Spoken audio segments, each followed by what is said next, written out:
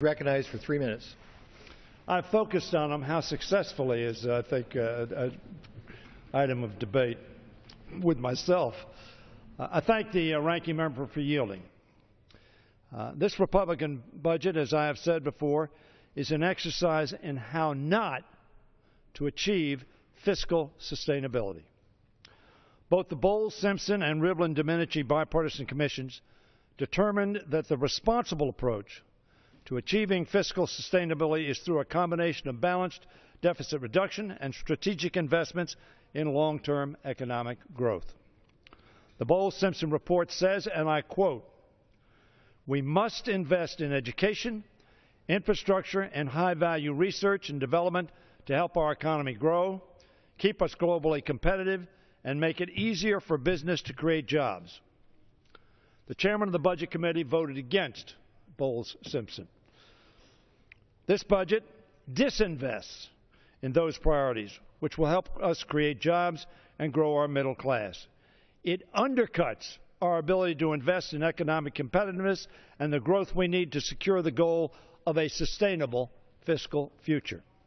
At the same time, the Republican budget does not follow the bipartisan commission's framework for achieving deficit savings, a balanced approach that combines new revenue with spending reductions. There are no new revenues in this budget, and its spending cuts are severe and irresponsible, cutting even deeper than the painful sequester. As I said yesterday, GOP Appropriations Committee Chairman Hal Rogers called these sequester levels unrealistic and ill-conceived, to which the chairman then rose and said he said that last year. He may have said it last year, but the proposal you make are unchanged from last year, essentially. And this year, he said your cuts were draconian just a few days ago. Remarks to the chairman. Oh, he's correct. The gentleman is addressing remarks to the Mr. third Speaker, person. I regret that the chairman was taking my remarks personally. Of course, they were meant simply from a policy perspective, how bad the policy itself is, not the chairman himself, who's a wonderful individual.